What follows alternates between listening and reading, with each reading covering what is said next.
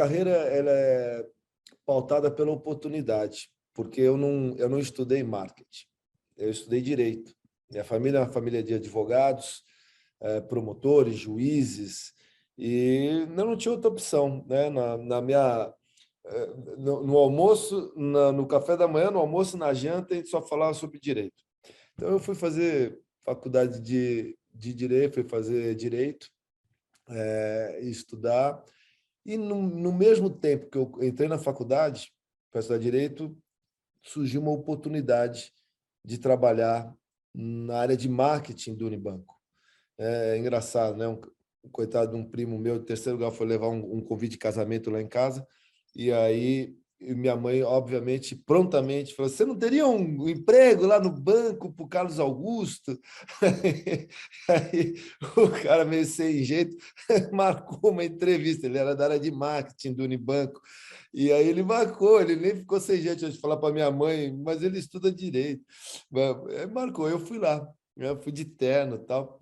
Cara, e o cara me deu um chá de cadeira e eu fiquei esperando para ser atendido num cantinho assim, perto de uma mesa grande, né? E estava tendo uma reunião, né? Na época, o Unibanco era atendido pela W Brasil, todo o time da W ali apresentando uma campanha. Eu não estava entendendo muito bem, mas comecei a entender, prestando atenção ali na reunião, e o cara mostrando o anúncio, depois interpretando o filme, o spot de rádio. Eu comecei a ver aquela energia, aquela forma que estava completamente diferente do que estava na minha cabeça, do que eu fazia, o que eu imaginava ser um trabalho num banco, né? Na área de marketing no banco, eu nem imaginava o que era trabalhar na área de marketing ou o que era o marketing por si próprio. Aí eu comecei a me apaixonar ali. Naquele foi uma paixão à primeira vista.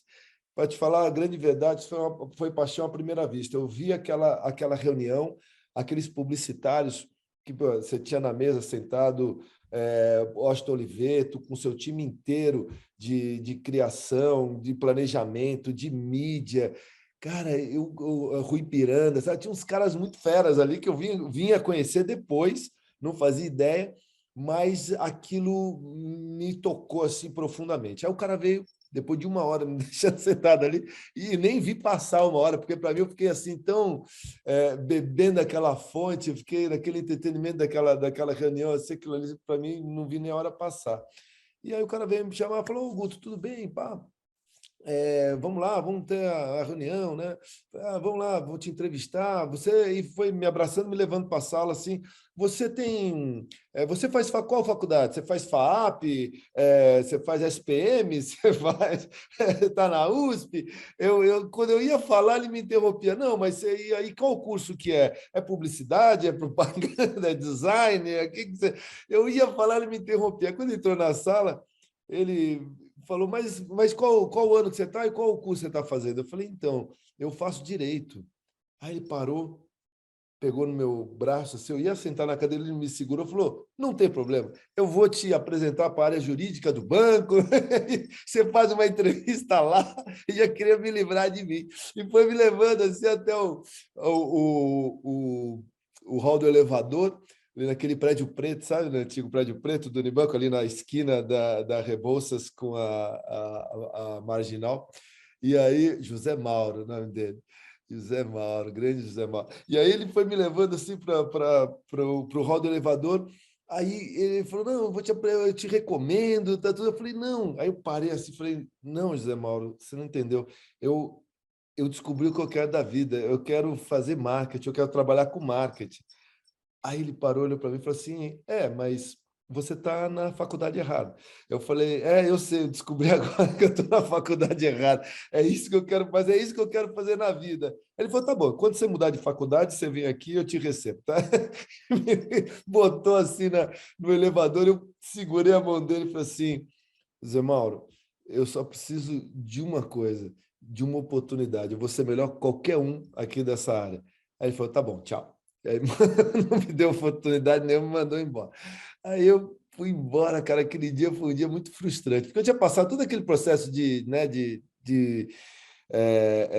vestibular, de estudar para entrar na faculdade. Eu não queria passar por aquilo de novo. Eu estava fazendo direito, foi frustrante, mas eu continuei fazendo direito, sabendo que realmente o que eu, de verdade, o que impactaria a minha vida, que mudaria, que transformaria a minha vida era o marketing, que era talvez aquilo que eu tivesse paixão em fazer. E depois de alguns meses, o Zé Mauro me ligou e ele falou assim para mim, ligou para lá em casa, falou assim, olha, faz alguns meses que eu acordo todo dia com o brilho dos seus olhos na minha frente, falando que vai ser melhor que todo mundo aqui desse departamento. Então, estou com uma pessoa aqui com licença maternidade e você tem a sua oportunidade, mesmo não fazendo marketing, de mostrar que você vai fazer bem aquilo que a gente vai dar para você aqui como tarefa. E aí eu comecei a trabalhar na área de marketing do Unibanco, com um time assim brilhante, era um time muito bom de marketing. Na época era um time realmente fera, só fera naquela área, foi uma escola. A W Brasil era a nossa agência de publicidade, no auge da W Brasil, criando o casal Unibanco, né? Estamos falando do começo dos anos 90, isso. Então, cara, assim, todos os melhores profissionais ali de propaganda, ou alguns dos melhores, estavam ali. E para mim foi minha faculdade. Eu me apaixonei, entendi, conheci marketing ali. E a partir dali, eles me colocaram numa tal de área, como eu não era um nada, né? Eles me colocaram numa tal de área que também eles não davam valor nenhum, que era a tal de BTL, que eu não sabia também o que era essa sigla de BTL, mas vamos trabalhar, o que é o BTL, você no BTL. Então, eu cuidava ali da agência de marketing direto, que era já o Wanderman, era uma agência enorme, boa pra caramba, era o Wanderman, era também as agências de promoção, a internet estava nascendo, a internet estava nascendo, o digital estava nascendo. Cara, e aí eu trabalhando com eles, eu via o que o Washington apresentava, o que a W apresentava, porque eles me levavam para as reuniões de apresentações, eles gostavam muito de mim, me levavam para ver o offline, né? Então o ATL. E eu via, pô, todo um pensamento estruturado, bem feito ali na construção, na narrativa, né? Então via o cara, primeiro o cara de pesquisa, apresentava os números, depois via o cara de planejamento, criava aquele, embasava aquela história toda. Porra, depois vinha o Washington, pegava aquele embasamento e transformava numa ideia brilhante. Depois vinha o cara de mídia e falar como aquela ideia brilhante ia impactar as pessoas.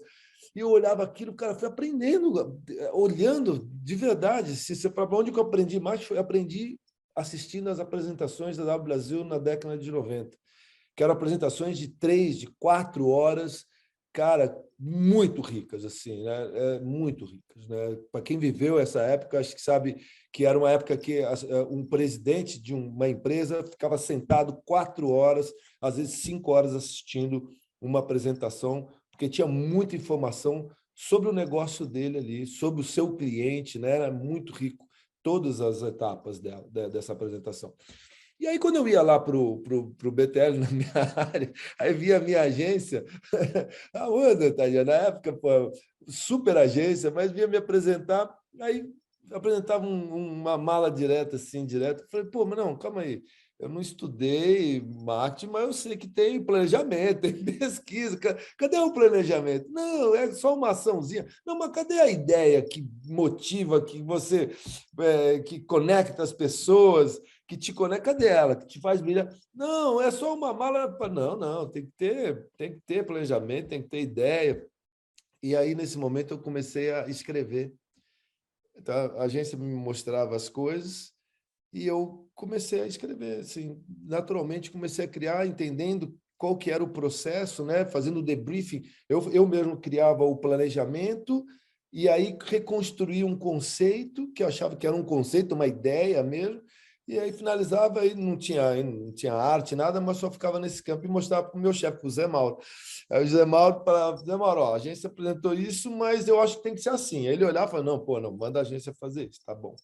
E aí eu ia fazendo. E aí que eu fui me descobrindo criativo, aí que eu fui me descobrindo redator, reescrevendo ali, cliente chato mesmo, reescrevendo os conceitos, criando eles. E criei alguns muito bons, que a agência, inclusive, ganhou prêmios internacionais com campanhas que eu criei, lá atrás, estou falando de muito tempo, mas biblioteca Unibanco de consultoria para falar com grandes clientes, né? A gente antecipava lançamentos de livros. Peter Drucker ia lançar um livro, a gente antecipava o lançamento só para ele. Era uma coisa muito legal. E aí a gente foi construindo essa história. E eu acabei saindo do banco, né? Esse negócio começou a gritar dentro de mim, assim, né? Que eu acho que tinha uma oportunidade ali para construir algo, para fazer algo diferente que o mercado na época estava fazendo, que é trazer essa criatividade, e aonde eu achava que tinha espaço, porque eu olhava o trabalho da W Brasil e falava, nossa, esses caras entregam muito bem, mas onde que não estão entregando muito bem? Era nesse tal de BTL. É assim que eu nasci no BTL, mas assim, minha cabeça, mesmo no BTL, lá atrás, ela já nasceu meu omnichannel, assim, entregando todo o processo de comunicação, né? Entregando todos os canais, sem entender o que era, onde começava a propaganda, começava o direct, onde começava o digital. Não, porque eu aprendi no todo, olhando o todo, né? Olhando o consumidor e o que a gente deveria construir para entregar para o consumidor uma boa experiência. Mas a gente tinha que crescer em algum lugar, os budgets eram totalmente repartidos, né? Então você tinha que ser especialista em algo, senão você simplesmente não teria espaço. Assim que a Sunset lá atrás, eu saio do banco, fundo a Sunset, e entendo que o Direct era a área que tinha maior budget entre todas na época, já era uma área consolidada. Então, para mim foi muito isso. Assim, eu tenho que explicar como é que você se tornou uma das grandes agências de marketing direto, de marketing de relacionamento na época. Cara, foi simplesmente uma oportunidade de negócio. Era a única área que tinha um budget pré-definido e razoavelmente bom, né? Quando comparado com os outros, e tinha espaço para crescer de uma forma criativa. E aí eu fundo a Sunset para ser uma agência, ela se torna especialista nesse caminho, simplesmente pela oportunidade de negócio. Mas eu acho que a gente sempre entregou um trabalho mais completo. E por isso que talvez ela tenha se diferenciado, né? Ela se digitalizou muito rápido, ela acompanhou, né, o crescimento digital, mas não entendeu não ser o meio que também drivasse a sua especialidade, né? Data, ela sempre entendeu que era um diferencial e é um diferencial até hoje, né? Hoje tão falada, né? O controle, a análise e o impacto das informações sobre tudo que a gente faz em comunicação, mas putz, há 15 anos atrás, há 20 anos atrás, essa história estava muito pujante, muito forte, e ela surfou, na verdade, esse grande crescimento, essa explosão do digital. Você vê em 2000, com a criação dos grandes veículos, né, digitais, como o Google, Facebook, né, e a partir daí a se diferenciando por data, ser uma agência data-driven, ela vai e cresce muito rápido no digital e se torna uma das maiores digitais. A fórmula foi mais ou menos essa, sem esquecer nunca da ideia, sempre agregando bons conteúdos e um bom planejamento. Aquilo que eu aprendi lá nas apresentações da W no começo da década de 90, eu entendi ser o diferencial de qualquer agência, ser uma agência estratégica. Então, eu trouxe isso e dei muito valor para dentro da agência, para nossas áreas de planejamento. Sempre quando você olhava umas agências de serviços de marketing, você não tinha um planejamento tão relevante, nem profissionais, nem uma entrega. E a gente vem construindo isso lá atrás, estamos falando 2005 até 2010, a partir de 2010, cara, com as agências digitais entregando um planejamento já mais diferenciado, já sentando na mesa da estratégia das marcas. Antes não ficava nem na mesa. Né? A agência de publicidade trazia qual que era o caminho estratégico da marca e as outras agências iam simplesmente desdobrar isso nos seus conceitos e nas suas áreas. Então, a gente, a partir desse período, né, de 2005, 2010, 2015, assim, foi, acho que, o auge aonde essas agências elas começaram realmente a sentar na mesa da estratégia de marca e começar a colocar as diretrizes que ela entendia ser os melhores caminhos. Nessa época, a Sunset já era uma das maiores, né, em volume de mídia, em tamanho, quase 400, mais de 400 pessoas dentro da agência. Eu olho para trás e falo, meu Deus, cara, como é que a gente que eu tinha a gestão desse tamanho, cara? Mas uma agência muito divertida, com as pessoas. A gente se divertia muito, porque tinha paixão no que a gente fazia. E eu tinha uma máxima que eu falava sempre, né? Quando eu fundei a Sunset, eu falava assim, quando a gente éramos em 5, aí eu falei assim, cara, na minha agência só vai ter gente legal, só vai ter gente bacana, só vai ter gente, meu, que a gente gosta de estar junto, só vai ter gente do bem, não vai ter escroto. Aí os caras olharam para mim e falaram assim, não, beleza, agora que a gente é pequenininho, tudo bem, dá para fazer, mas quando a gente for do tamanho de não sei quem, impossível, não tem como. A gente vai ter que ter todo tipo de gente. Eu falei, não, a gente vai fazer uma história que a gente só vai atrair, só vai ter gente aqui legal. E aí, pô, éramos em 5, depois éramos em 20, depois éramos em 50, éramos em 100, e a gente foi criando um núcleo forte, assim, de uma galera, assim, muito legal, assim, convivia dentro e fora da agência.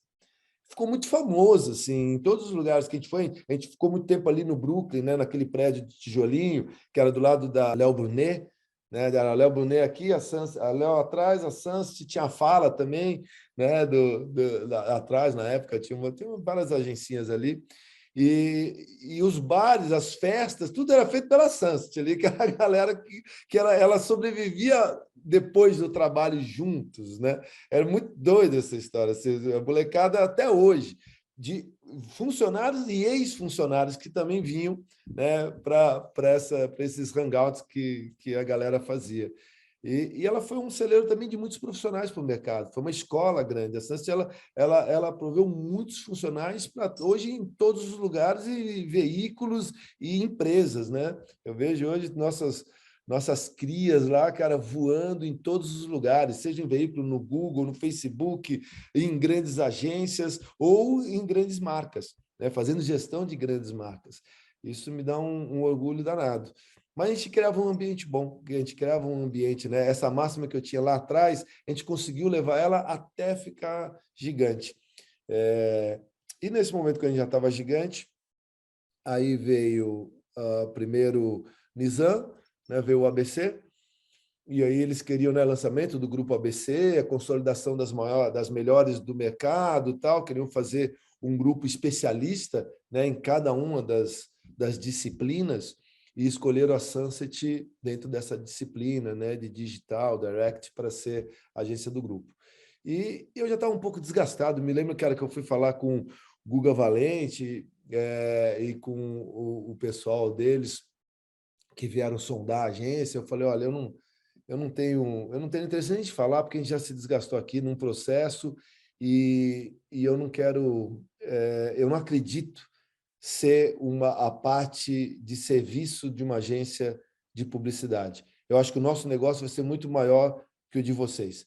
Aí os caras ficaram com os olhos desse tamanho assim. Então, eu falei, então não vamos nem conversar com essa conversa, porque o que está acontecendo no mercado, vocês adquirirem, né? Os grandes grupos adquirirem uma agência especialista, uma agência de direct ou digital, e botar ela para ser um braço de uma agência de publicidade, eu não acredito. Aí pá, ficou assim, o negócio não andou para frente. Aí chegou no Nizam essa conversa, aí o Nizam quis conversar comigo. Eu não conhecia o Nizam, na época conhecia só do mercado. Aí o Nizam veio, pediu para apresentar a agência para ele, eu apresentei, e aí, num determinado momento, eu peguei e falei, né? Falei a mesma coisa. Falei, cara, eu acredito mais no meu negócio do que no seu. Aí ele virou para mim, olhou, levantou, falou assim: eu também. Eu também. Aí eu falei, eu fiquei olhando para ele, mas eu também. Não entendo de nada que você está falando aí, mas eu também. Eu também acho que esse é o futuro, é para aí que a gente quer construir. E eu não quero mais. Falo desse jeito, eu não quero saber aí como que vai se acertar os advogados. Você já é meu sócio. Eu falei, tá bom, então somos sócios. E foi uma parceria muito boa. Assim, eu fiquei muito próximo de Nizam, de todos ali do grupo.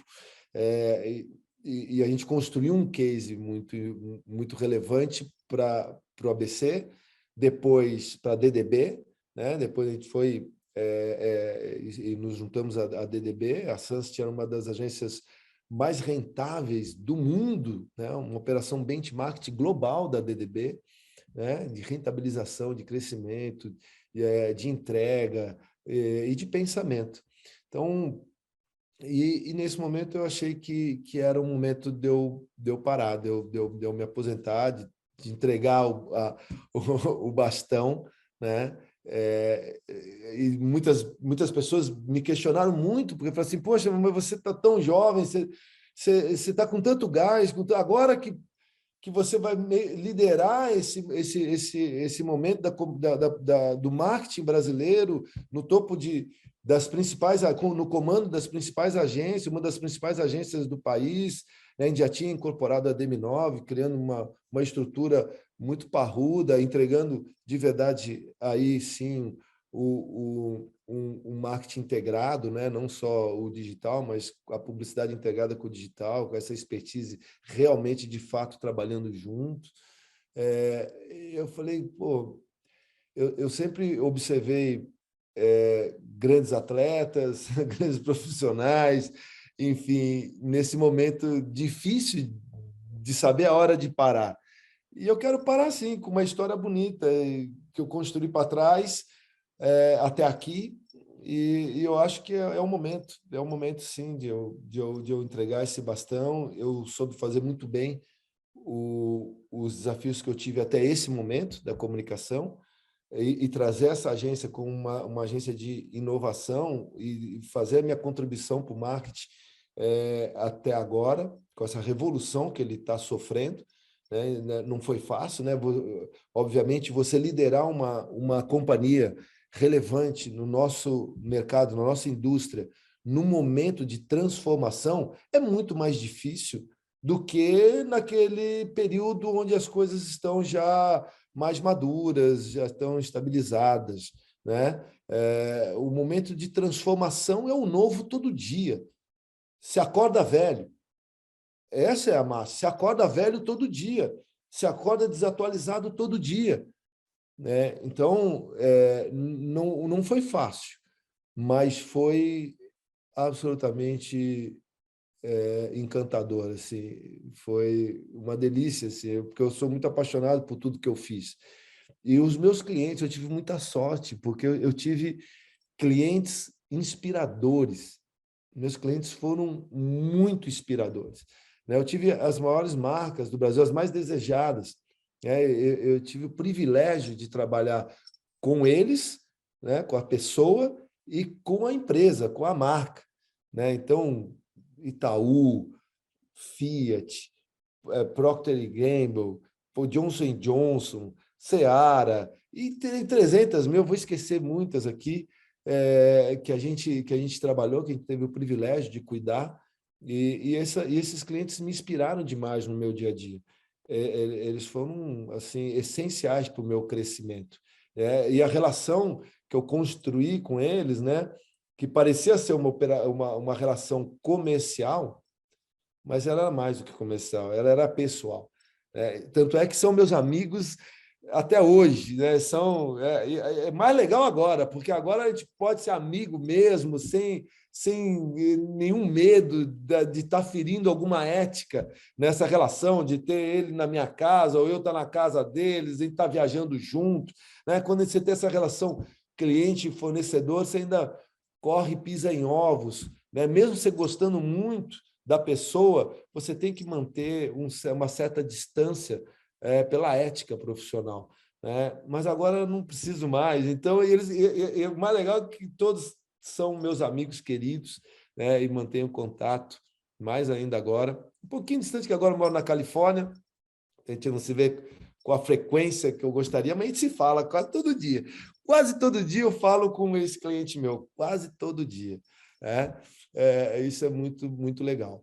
E aí eu saí, né? Saí das operações, vendi as agências. Eu tinha fundado a Sunset e tinha também fundado a Track, a Rocker lá atrás. A Track também é uma outra agência do grupo. Saí das duas operações Me mudei para a Califórnia, eu tinha que fazer um no compete, eu tinha que ficar fora do mercado de qualquer forma, então eu mudo para a Califórnia, já com um plano de família, queria que meus filhos a gente tivesse essa vivência junto, fora do país, e também para eles aprenderem inglês, para melhorar o meu inglês, enfim, para todo mundo ficar aqui um tempo legal em família. E eu ia ter que ficar fora do mercado mesmo, então vamos ficar num lugar legal. Só que aí a gente não consegue ficar parado, né? Essa é uma coisa muito. Assim, o cara nasce peão, morre peão, meu. Não tem o que fazer. Eu sou peão, eu sou trabalhador, agora está trabalhando, cara. E aí eu estou aqui, aí o Marcelo Piano, sócio do Jorge Paulo Lima, que eu conheci através do Nizam, inclusive. Aliás, um espetáculo. Uma das coisas que a minha posição como presidente de uma grande agência no Brasil e o marketing me trouxe foi conhecer pessoas incríveis. Eu sou assim, eu sou uma esponja, né? Eu fico quieto, escutando, eu levo a sério, né? Você nasceu com duas orelhas e uma boca. Então é o seguinte, deixa as duas orelhas, né, sobressair a sua boca, principalmente quando você estiver do lado de um notável desse. E eu adoro estar com grandes empresários, assim, é uma coisa que eu gosto demais, assim, de conhecer a história, de entender, de conhecer melhor essas pessoas. São incríveis. E o Jorge Paulo é um que eu tive o privilégio de estar conhecendo junto com o Nizam. Mas ele estava entrando numa startup como investidor aqui nos Estados Unidos, soube que eu estava para cá, né, o Marcelo Piano, sócio dele, e aí pediram para se eu podia ir lá ajudá-los, né? Eles tinham colocado um dinheiro na startup, era uma fintech, um end-to-end digital, e se eu podia lá dar uma mão para eles, na verdade nem dar uma mão, né? Falar um pouquinho sobre marketing, sobre digital marketing, sobre esse funil, sobre esse ciclo inteiro, né? Desde a aquisição até a rentabilização. Eu falei, puta, vou com o maior prazer. Não fez nada aqui, diversão. Fui. E aí passei uma tarde com essa galera lá, falando o que eu entendia, né? O que eles iam fazer com esse dinheiro, esse budget de marketing que eles tinham recebido, que eles nunca tiveram dinheiro de marketing antes, e agora eles tinham um budget de marketing, como é que eles poderiam gastar de uma forma efetiva, né? Para trazer crescimento para o negócio, enfim, rentabilizar, né? O budget e assim por diante. E aí, legal, eu me diverti, voltei para cá, voltei para casa feliz de ter falado um pouco de comunicação, né? Já estava assim, uns meses sem falar, estava meio naquela depressão pós-saída, né? Você sai, você está a 80 km por hora, você vai a 8, mas fica um espaço vazio que você precisa preencher, né? Aí depois de uns 2 dias, 3 dias, o Fernando Faisano, que era o presidente da Fintech, me liga e fala assim, poxa, Guto, foi muito legal aqui a nossa conversa, falei com os sócios que participaram, tal. Você não teria interesse de assumir a cadeira de CMO da Fintech? Aí eu falei, puta, meu, não tem interesse nenhum. Falei, olha, deixa eu falar uma coisa, eu faço de graça. Vai ser legal para mim. Eu adoro, vou ajudar vocês de graça, mas eu não quero assumir cadeira nenhuma, porque se eu não quiser ir na reunião, eu não vou, entendeu? Eu queria me permitir isso nesse momento. Sabe? É para isso que eu mudei para os Estados Unidos, para ter um pouco mais de tempo, de liberdade. Mas ajudo vocês, não se preocupe e tal. Aí ele agradeceu. Aí passou mais uns 3, 4 dias. Aí me liga o Marcelo Piano, né, sócio do Jorge Paulo, e aí o Marcelo falou assim, olha, estou falando com o Jorge aqui, e a gente agradece para caramba até a sua disponibilidade de ajudar, o Fernando falou que estava disposto, mas a gente sabe que não funciona assim, então o Jorge queria que você entrasse como sócio, se interessa, você não quer ser executivo, mas você quer ser sócio junto com a gente? Aí eu falei, não, sócio aí aí sim, aí me interessa porque eu gostei do negócio, os caras estão no lugar certo, no momento certo, e o que eles precisam é o que eu sei fazer de melhor. Então, assim, no conselho, a gente monta um conselho, no conselho eu posso contribuir bastante, eu acho que a gente vai arrebentar. Beleza. E aí peguei, entrei como sócio, né? E aportei, comprei uma parte relevante ali da companhia, junto com eles, E começamos, né? Aí me preencher meu tempo aqui com a Fintech, cara, de money transfer, né? Num mercado super disputado, né? Aqui nos Estados Unidos mais maduro que no Brasil. No Brasil ele borbulhando, crescendo com muitas oportunidades. Nos Estados Unidos um pouco mais maduro, mas também com players fortíssimos.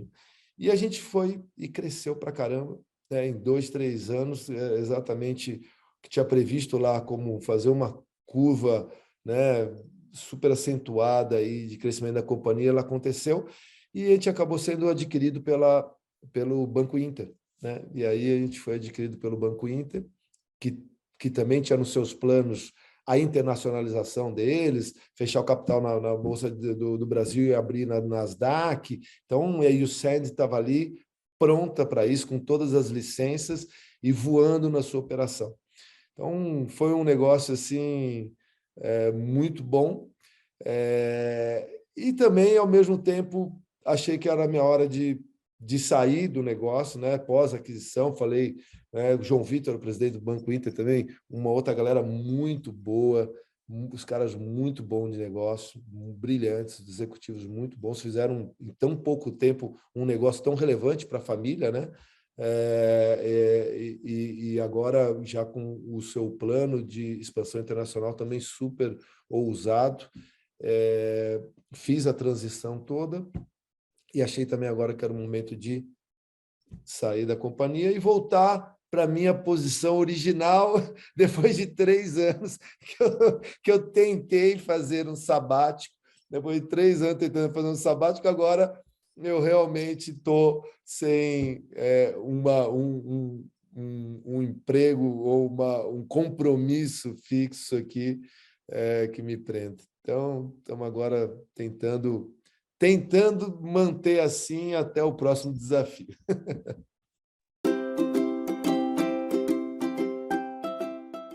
O marketing, para mim, ele foi meu grande, eu acho que o meu colete salva-vidas, assim.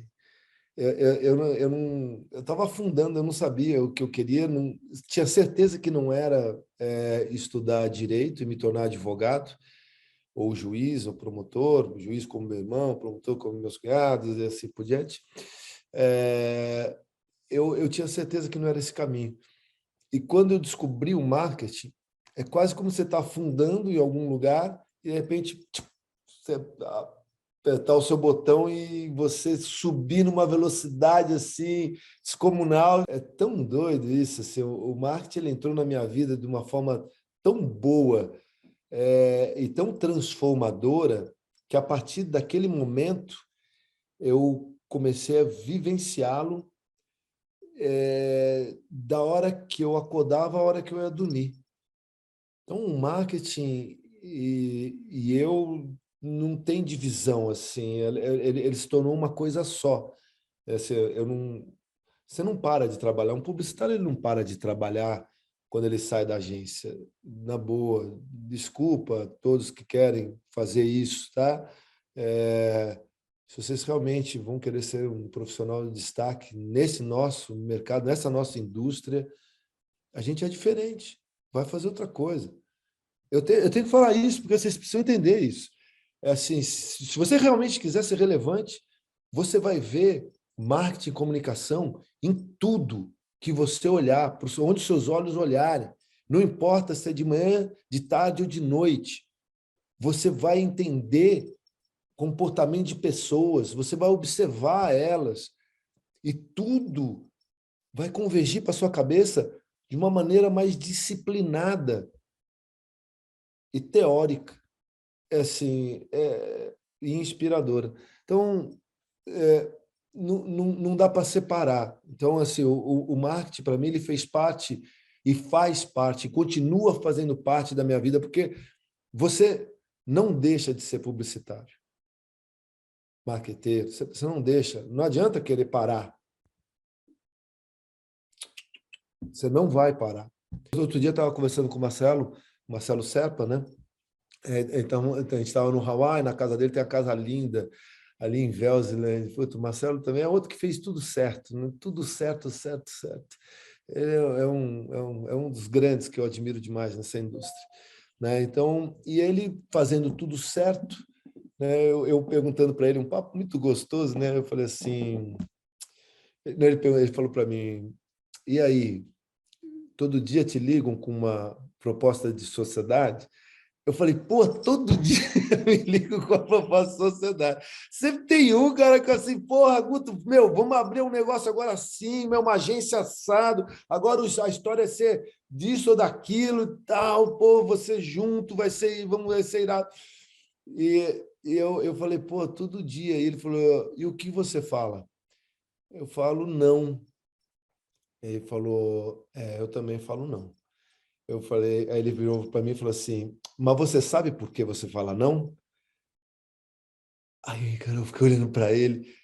Eu falei, não, eu não sei, eu não sei, eu não sei. Até porque eu morro de vontade de falar assim, cara. Eu morro de vontade, eu me mordo, eu não sei por quê, mas eu tenho aquela disciplina. Eu falei, não, é não, mas depois eu não sei por que não. Agora você tocou num assunto, cara, que eu não consegui resolver na minha vida ainda, cara.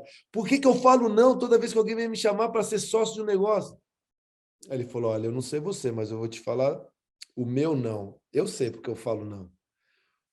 Porque eu não vou ser mais o Marcelo Serpa. O mundo mudou. Eu fui um cara brilhante neste momento aqui, que eu fiz a diferença, eu sabia fazer dessa forma. E eu fui um cara realmente que sabia fazer muito bem aquilo que eu tinha como desafio e naquele momento de vida, naquele momento cultural, naquele momento do mundo. Hoje, não. As pessoas acham que vão ter o Marcelo Serpa daquele período, nesse momento. E eu tô, hoje, para mim, o que me realiza, me faz feliz é pintar. E aqui eu estou botando a minha energia, tudo aquilo que eu tinha, meu talento, né, de direção de arte, publicitário, se transformando em arte. Aí eu fiquei olhando para ele e falei assim, porra, é verdade, cara. Talvez eu não saiba mais fazer. É isso. É assim, a gente foi, a gente teve nosso destaque nesse momento que a gente viveu. Certamente a gente tem muitos skills, né? E o Marcelo é muito humilde de falar isso. Eu acho que ele ia ser brilhante em qualquer momento, fazendo qualquer coisa, né? Mas até nisso ele é genial, né? Até na sua humildade. É, mas ele tem um ponto de vista interessante, né? Da gente saber qual o momento que os nossos skills realmente nos diferenciaram dos demais. Então, esse é um momento que hoje a gente está muito feliz, mas a gente nunca deixou de ser publicitário e nunca o marketing deixou de existir dentro da gente em tudo que a gente faz. Então, a gente é formado de marketing, tem no nosso DNA, em todo o nosso pensamento, nas nossas palavras, nas nossas ações, o marketing é maior. Não acho que você vai se envolver nessa indústria e você vai sair um cara igualzinho a como você entrou. Não, você nunca mais vai sair igual. Você vai sair uma pessoa diferente. Melhor.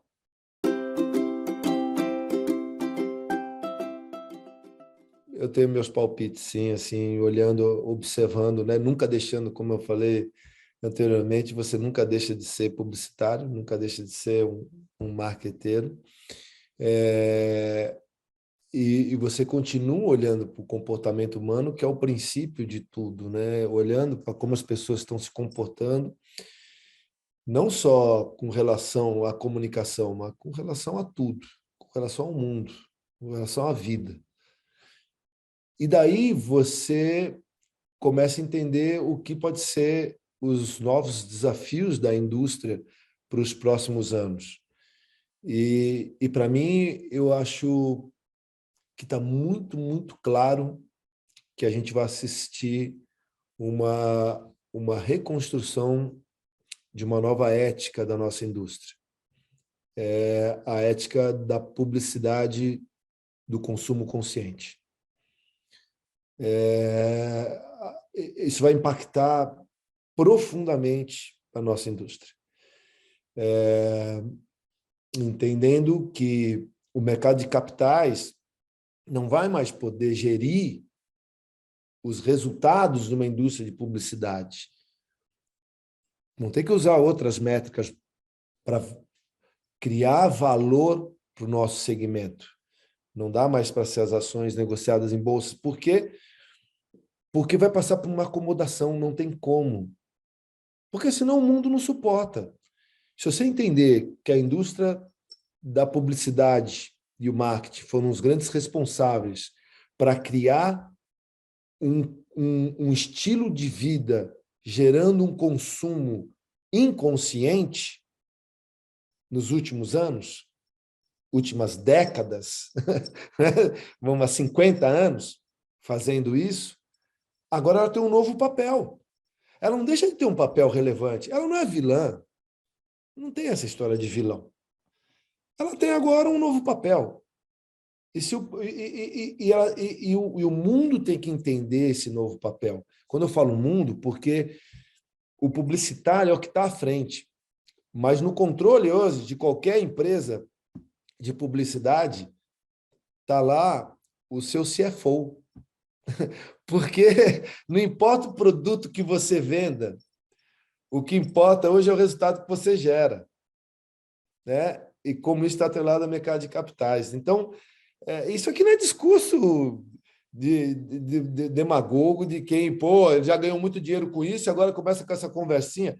Não, não, não é. Pelo contrário, eu acho que a publicidade vai continuar um negócio muito lucrativo. Por quê? Porque nós somos donos das ideias. A criatividade. Esquece, a máquina nunca vai tomar. Nunca, nunca. Minha última conversa com o vice-presidente de Learn Machine do Google, né, ainda quando eu tinha uma posição para poder bater um papo com ele, os caras não tinham chegado a 3% do lado cognitivo. Agora, já o lado onde você tem de acúmulo de informação, esse varreu. Esquece. Toda profissão que é de acúmulo de informação, esquece. Muda. Esquece. A máquina vai varrer.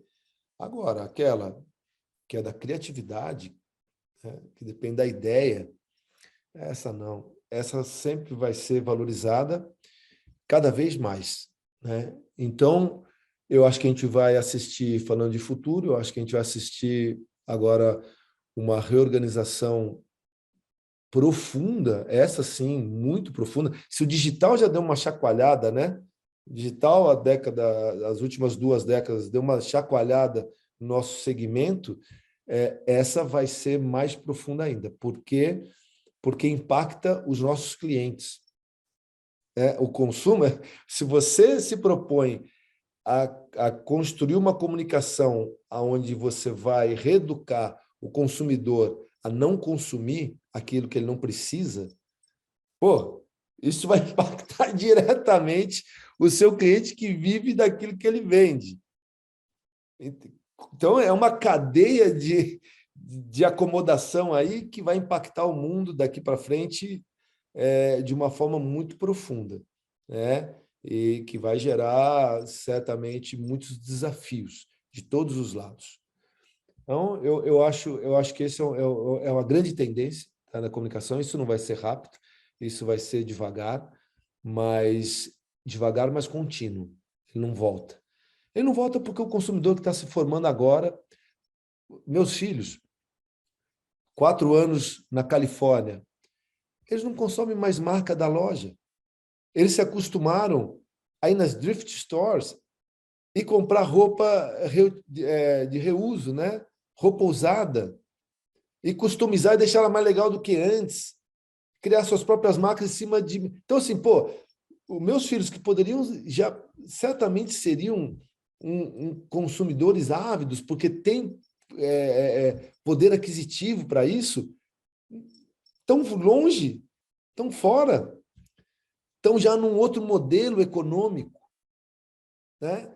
Então, é essa geração que está vindo por aí, né? Não é bobagem falar de consciência ambiental, de reeducação de consumo. Isso aí, de consumo consciente, isso aí, não é besteira falar nisso, não. Pelo contrário, isso está em pauta nos principais conselhos, no mundo afora, porque vai impactar profundamente os negócios, o emprego e assim por diante. Como uma tendência mais tática, essa eu diria que uma tendência mais estratégica. Uma tendência mais tática, algumas tendências mais táticas, eu acho que você tem automatização. A automatização ela vai, de verdade, gerar escala para o profissional de marketing, né? Então, ele vai poder fazer muito mais. O que antes ele dependia de muita agência, de muito prestador ou de muito time, né? A automatização vai facilitar essa vida e não para também. Essa história vai só melhorar com learning machine, cara, com inteligência artificial e assim por diante. A parte de conteúdo, né? A parte de criatividade continua sendo, né? O conteúdo continua no trono de ferro. Assim, é o dono dos dos sete reinos. Então, fazendo uma analogia aqui a Game of Thrones, mas ele vai continuar. Ele vai continuar. Talvez, né, o que a gente está assistindo é o encurtamento, né? Entendendo que hoje um filminho curto ele está muito mais efetivo do que a gente viveu os últimos anos agora, né? Esses últimos anos onde o conteúdo ele se tornou um storytelling, quase filmes, né? Vamos fazer quase são curtas, com muito investimento, criando um conteúdo muito grande e tal, muito caro, bom, mas a gente está assistindo agora, obviamente, ao consumidor ditando uma nova regra de consumo desses conteúdos e entendendo que ele quer um conteúdo bom, impactante, mas curto, com uma mensagem curta. Faça isso tudo legal para caramba, mas faz desse tamanho, faz em menos de 1 minuto. Então, eu acho que esse ele vai continuar ditando aí a nossa... Bom, criatividade e bons conteúdos vão continuar sendo um ótimo caminho para as marcas estarem no cotidiano dos seus consumidores. E, obviamente, eu acho que a gente também vai... acho que não tão óbvio, na verdade, a gente vai assistir a desconstrução desse mercado dividido, todo segmentado por disciplina. Eu acho, por exemplo, que as agências digitais vão acabar. O digital já é velho, né? Falar sobre digital. Então, o que tem, a gente vai ter novamente as agências olhando, as agências sendo agências estratégicas, cuidando da construção de marca e, a partir daí, entendendo todos os meios, né? Eu acho que o que era, né, lá atrás, porque mas era isso, né? Assim, vai voltar a ser o que era. Não, não, não, não. Lá atrás era assim porque não tinha os meios. Então você tinha poucos meios para cuidar. Aí depois você teve um monte de meio, teve que aprender a estar relevante e específico em cada um desses meios. E agora você volta com esse aprendizado e faz todos os meios bem feito em um lugar. E o resto vai ser serviço de marketing. Vai ter especialistas, mas como serviço, não como estratégico. Eu não vou ter duas empresas cuidando da minha estratégia de marketing, a minha digital, a minha de offline, a minha de live marketing, assim por diante. Não acredito. Eu não acredito. Vindo digital. Mas acredito que hoje teremos grandes agências estratégicas, olhando para todos os meios. Eu acho que isso tem de ser o que vai prevalecer nos próximos anos, nessa próxima década. Eu acho que todo segmento precisa de uma associação forte e representativa, né, para ser representado. E a Abramark, ela é uma associação importantíssima que representa os profissionais de marketing do nosso país, que são profissionais valorizados no mundo inteiro, né? São profissionais de destaque no mundo inteiro.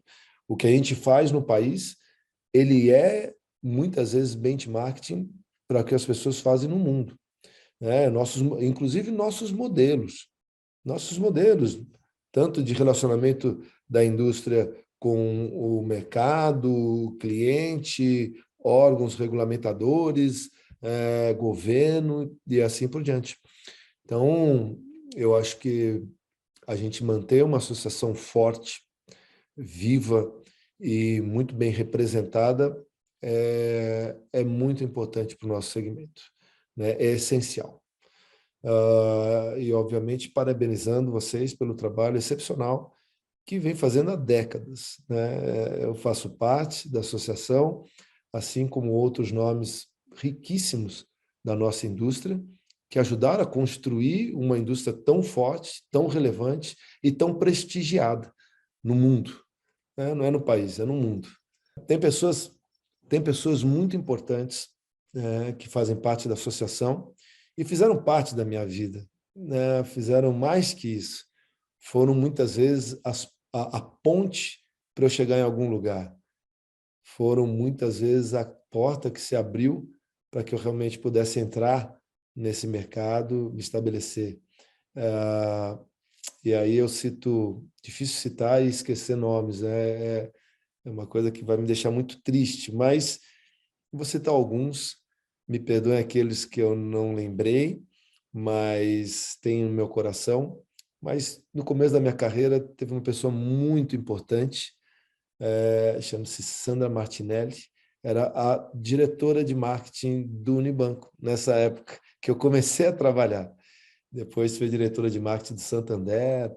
Então, eu chamo de madrinha, minha grande madrinha, porque foi quem acreditou em mim, quem me deu uma oportunidade de realmente, quem viu que eu tinha potencial de ser alguém, de fazer alguma coisa de valor para o banco e me deu a oportunidade de trabalhar, mostrar esse talento que eu tinha. Então, uma madrinha que me incentivou muito na vida, né? Arnaldo Nicental era superintendente do banco na época também. Quando eu criei a empresa, foi um grande entusiasta. São caras que foram muito importantes na minha vida. O primeiro de todos, José Luiz, aquele que foi levar o convite de casamento na minha casa e me gerou minha primeira entrevista. Pô, se não fosse ele, talvez eu não estaria nesse mercado, né? O João Tiaco, para mim, um dos maiores diretores de marketing de todos os tempos, foi meu cliente por enquanto eu dirigi a Sans, foi 15, sei lá, 16 anos, foi meu cliente, um cara excepcional, que eu aprendi demais, um cara muito bom, enfim, continua sendo brilhante, adoro ouvir ele, queridíssimo, tenho que agradecer muito ele. No Itaú, como Chacon, Tracanella, são caras importantíssimos, Cristiane Portela, né? Cristiane Portela, antes ainda a diretora de marketing do Itaú, que me recebeu de uma forma muito maravilhosa, também acreditando no meu trabalho. Ah, Nossa Senhora, tem tanta gente boa, Finotti, na Procter Gamble, Cirilo, na Johnson. Vixe, tem caras assim muito impactantes e que realmente fizeram da minha vida uma vida melhor e mais produtiva. E todo o meu time, né? Acho que você tem profissionais que trabalharam comigo durante a vida inteira, que eu sou muito grato, né? Lá atrás, o meu sócio, Tasso Scaff, esse cara me ensinou a pensar, né? Esse cara me ensinou a pensar, é sério isso? Um cara brilhante, brilhante, mas, velho, ele parece assim, ele tem a fisionomia assim do Hermeto Pascoal, mais magro, mais velho que eu, e, e um cara assim, realmente, um dos caras mais inteligentes que eu já trabalhei na vida. Muito bom. Então, são pessoas que, se não fossem elas, eu não estaria onde eu estou hoje. Me perdoe de ter esquecido muitos que passaram pela minha vida profissional. Nizam Guanais, né, Guga Valente, na época, meus concorrentes e amigos do mercado, né, como Marcelo Serpa e muitos outros. Cara, esses caras realmente me fizeram ser maior e melhor. E eu tenho a minha gratidão profunda por todos eles.